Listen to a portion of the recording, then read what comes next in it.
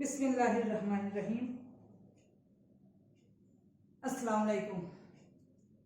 ધોરણ 10 વિષય ગણિત પાઠ 5 સમાંતર શ્રેણી ભાગ 7 આજે આપણે જોઈશું। એમાં સ્વાધ્યાય 5.2 પ્રશ્ન નંબર 4 આપણે જોઈએ। સમાંતર શ્રેણી 3 8 13 18 ડેશ ડેશ ડેશ નું કેટલામું પદ 78 થાય। બરાબર। જો આગળ મેં તમને કહ્યું કે આપણે જે ખાલી જગ્યા કરેલી ને એમાં કહ્યું કે ભાઈ આપણે જે છેલ્લું પદ હોય એનાથી આપણે શરૂઆત કરીશું। અહીંયા કેટલામું એટલે n શોધવાનું છે। બરાબર છે। nમું પદ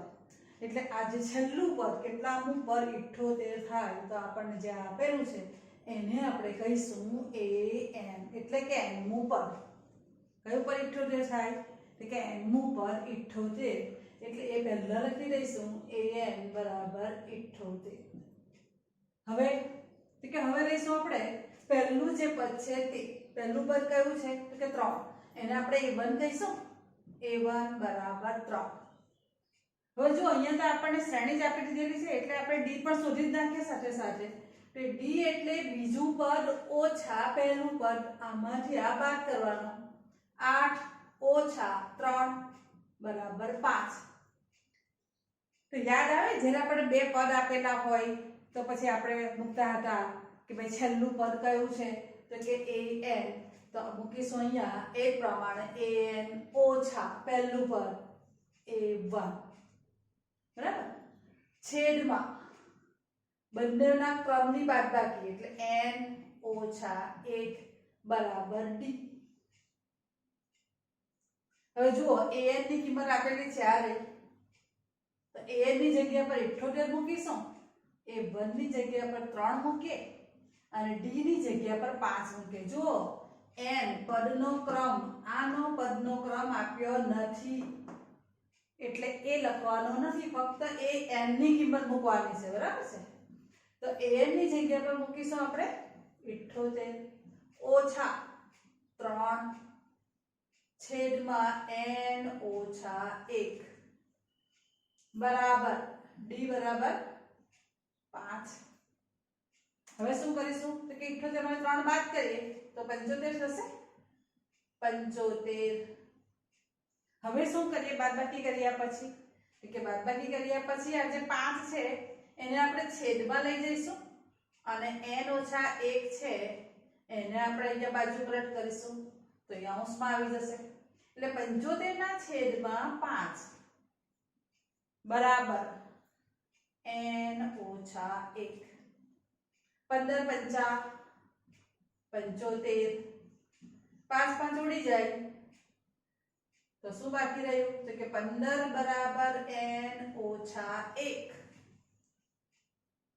ઓછા 1 ને બાજુ પલટ કરી નાખીએ તો આપણને n મળી જશે। અહીંયા આવશે ઋણ હોય તો ધન થાય માટે 15 વત્તા 1 બરાબર n। n ક્યારેય ઋણ હોઈ શકે નહીં આ ખાસ યાદ રાખવાનું છે। 15 વત્તા 1 બરાબર 16 તો n બરાબર કેટલા આવ્યા 16 આવી ગયા તો 16મું પદ 78 થાય એટલે t16 બરાબર 78। હવે અહીંયા પહેલો દાખલો લઈએ। નીચેની સમાંતર શ્રેણીમાં પદોની સંખ્યા શોધો। પદોની સંખ્યા શોધવાનું હોય કેટલામું પદ કોઈ પદ જ્યારે રકમમાં આ શબ્દ આવે એટલે n શોધવાનો છે। બરાબર છે। તમને થશે કે આપણે સૂત્ર કેમ નથી વાપરતા ને પણ આ પણ સૂત્ર જ છે। બરાબર છે। કેમ તો કે તમે અહીંયા n ઓછા 1 ને બાજુ પલટ કરો તો આની સાથે આવી જશે અને ઓછા a1 ને બાજુ પલટ કરો તો વત્તા a1 થઈ જાય એટલે a1 વત્તા કૌંસમાં n ઓછા 1 કૌંસની બહાર d એ સૂત્રનો જ આપણે ઉપયોગ કરીએ છીએ। પણ આ સરળતાથી બાજુ પલટ પર કરવું નથી પડતું અને સરળતાથી પદ શોધાઈ જાય છે એટલા માટે આપણે આ સૂત્રનો ઉપયોગ કરીએ છીએ। વળી પાછા એક્ઝેક્ટલી આના જેવું જ છે। જુઓ અહીંયા 7 13 19 ડેશ ડેશ ડેશ 205 તો છેલ્લું પદ છે 205 એટલે એને શું કહીશું તો કે એને કહીશું આપણે an। પહેલા પદને શું કહીશું આપણે a1 d બરાબર કેટલા તો કે 13 ઓછા 7 અને 13 માંથી 7 જાય તો કેટલા તો કે 7 દુના તો 14 થઈ જાય d બરાબર 6 લો બરાબર છે। હવે શું કરીશું તો કે હવે આપણે કરીશું આ મૂકે પાછું an ઓછા a1 પહેલું પર છેલ્લું પર ઓછા પહેલું પર છેદમાં તો જો અહીંયા બરાબર કાઢજો હા an છેદમાં શું આવશે કે બંને પદના ક્રમોની બાદબાકી એટલે n ઓછા 1 બરાબર d ની કિંમત કેટલી આવી તો કે 6 છે પણ આપણે 6 નથી મૂકવાના પહેલા શું મૂકીશું આપણે d મૂકીશું બરાબર ને 6 તો પછી સૂત્રમાં આ સૂત્ર મૂક્યા પછી d મૂકી આપણે કિંમત હવે an ની જગ્યા પર કેટલા મૂકીએ તો કે 205 આ રહ્યા અહીંયા લખેલું છે આ ઉપરનું a1 ની કિંમત આવશે 7 આવે n ઓછા 1 તો n ઓછા 1 લખવાનું છે કારણ કે n તો આપણે શોધવાનું છે પદોની સંખ્યા d બરાબર 6 આવશે વળી પાછું મેં તમને કહ્યું આટલું કર્યા પછી તો કે બાદબાકી કરીશું તો 205 માંથી 7 જાય તો કે 5 માંથી 7 નહીં જાય એટલે અહીંયાથી આપણે દશક લેવો પડે બરાબર તો અહીંયા આવે 9 અહીંયા આવે 10 અને 9 પર આવશે 15 અહીંયા આવશે 1 આવશે તો 15 માંથી 7 જાય તો 7 × 14 ને 1 15 એટલે 8 આવે છે બરાબર અને અહીંયા આવશે 9 અને અહીંયા આવશે 1 હવે મેં કહ્યું તે પ્રમાણે કે આ બાદબાકી કર્યા પછી આપણે શું કરવાનું છે કે જે છેદ છે એને આપણે અહીંયા અંશમાં લઈ જવાના અને જે આ અંશમાં છે એને ક્યાં લઈ જવાના છેદમાં એટલે અહીંયા આવી ગયા 6 અને અહીંયા આવી ગયા n ઓછા 1 6 વડે ભાગાકાર કરીએ તો 6 તાળી 18 1 વધશે 1 અને 8 એટલે 18 વળી પાછા આવે એટલે 6 તાળી 18 બરાબર તો 33 ગુણ્યા 6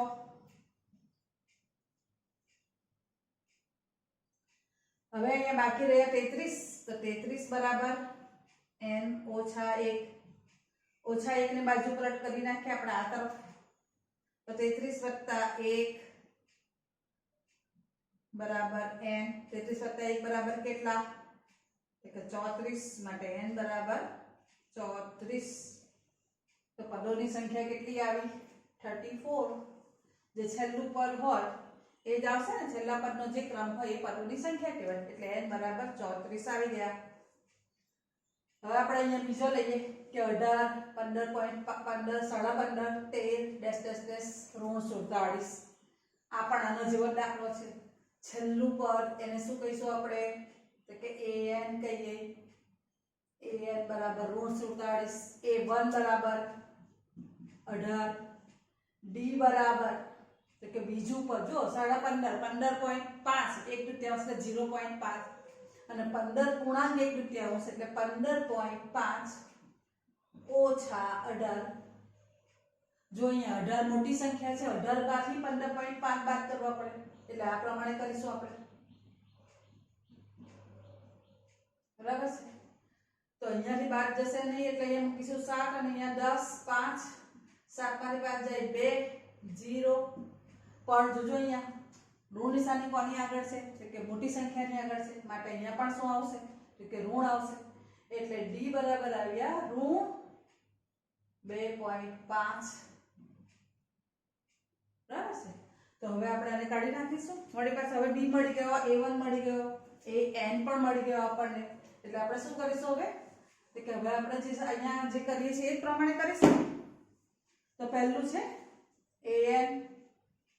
ઓછા a1 છેદમાં n ઓછા 1 બરાબર d an ની કિંમત કેટલી છે તો કે ઓછા 47 ઓછા a1 ની કિંમત કેટલી છે તો કે ઓછા 18 ઓછાની નિશાની મૂકી દીધી 18 છે એટલે 18 મૂક્યા ઓછા 18 નથી ફક્ત 18 છે બરાબર n ઓછા 1 એમ તો શોધવાનું છે એટલે n ઓછા 1 બરાબર એનું એ જ મૂકીશું અને d બરાબર ઋણ 2.5 જો અહીંયા ઋણ નિશાની જ્યારે બે વાર હોય ત્યારે આપણે બંને નિશાની સરખી હોય તો સરવાળો કરીએ છીએ તો અહીંયા સરવાળો કરીએ ત્યારે પહેલા એકમનો સરવાળો અને પછી દશકનો તો 8 + 7 એટલે 15 થશે 8 ને 7 15 5 વધી 1 4 ને 1 5 5 ને 1 6 પણ નિશાની જોજો જો બંને ધન હોય તો સરવાળો ધન થાય છે બંને ઋણ હોય તો પણ સરવાળો ઋણ થાય જે નિશાની હોય તે ધન ના થાય ધન ક્યારે થાય ગુણાકાર હોય તો જ સરવાળો હોય ત્યારે થશે નહીં આ ખાસ યાદ રાખવાનું છે ભૂલ અહીંયા જ થાય છે બંને નિશાની ટૂંકમાં યાદ રાખવાની કે બંને નિશાની સરખી તો સરવાળો અને જે નિશાની હોય તે જ મુકાય બરાબર તો આપણે અહીંયા કરી નાખીએ હવે n - 1 એને આપણે બાજુ પરત કરીશું કોની સાથે તો કે -2.5 અને n - 1 આ બેનું રિપ્લેસમેન્ટ આની જગ્યા પર એટલે -65 બરાબર n - 1 અને છેદમાં આવશે -2.5 બહુપરીના ભાગાકારમાં યાદ હોય તો કે ઓછા નિશાની અંશમાં પણ હોય ને ઓછા નિશાની છેદમાં પણ હોય તો એને આપણે ઉડાઈ દેતા હતા તો અહીંયા ઉડાઈ દીધું બરાબર છે તો 2.5 આવ્યા આપણે તો 2.5 છે એટલે પોઈન્ટ આપણે કાઢી નાખીએ અને પછી ભાગાકાર કરીશું તો જો પોઈન્ટ કાઢી નાખીએ તો શું થશે કે છેદમાં 10 લખાય પણ છેદના છેદમાં છે તો એને ક્યારે જવા પડે આપણે તો અંશમાં એને આ પ્રમાણે લખી શકીએ આપણે કે 65 છેદમાં 2.5 છે હું અહીંયા પોઈન્ટ કાઢી નાખું છું જુઓ તો 25 ના છેદમાં 10 એને હું ઉલટાવી દઉં તો જો અહીંયા આ અંશનો છેદ છે અને આ છેદનો છેદ હોય તો યાદ હોય તો એ અંશમાં જાય એટલે 65 ગુણ્યા 10 છેદમાં 2.5 લખાય 25 લખાય એટલે હું તે લખું છું અહીંયા તો 65 ગુણ્યા 10 છેદમાં 25 તો અહીંયા છેદ ઉડી શકે તો 5 દુ 10 અને પાછું 25 5 5 ઉડી જાય એ જ પ્રમાણે 13 5 65 તો આ 5 પણ ઉડી જશે બીજા 5 પણ તો બાકી શું રહ્યું તો 13 દુ 26 રહ્યા ને તો અહીંયા લખીશું આપણે કે માટે 26 બરાબર n - 1 ઓછા 1 ને બાજુ પરત કરો 26 વત્તા 1 બરાબર n માટે n બરાબર 27 કેટલા આવ્યા 50 આવ્યા શું કર્યું કે 65 ના છેદમાં 2.5 એટલે 25 ના છેદમાં 10 છેદના છેદમાં છે એને આપણે અંશમાં લઈ ગયા પાછું 25 5 10 5 5 ઉડી ગયા 13 5 65 અને 5 5 ઉડી જાય 13 26 26 બરાબર n - 1 26 + 1 બરાબર n માટે n બરાબર 27 બરાબર છે તો આ સાથે આપણો અહીંયા દાખલો પૂરો થાય છે 4 અને 5 આપણો વિડિયો પણ પૂરો થાય છે ધ્યાન આપજો દાખલા ગણજો અને જે હોમવર્ક આપીએ તે બરાબર કરવાનું છે પહેલા ચેપ્ટર તમારો હોમ લર્નિંગ એ ખાસ કરવાનું છે ખાલી જગ્યા મેં કહેલી છે અને પ્રશ્નો પણ તે ગણતરી કરતા રહેજો બરાબર છે હોમ લર્નિંગની અલગ નોટ બનાવો તો વધારે સારું રહેશે બસ ત્યારે અહીંયા વિડિયો પૂરો થાય છે થેન્ક યુ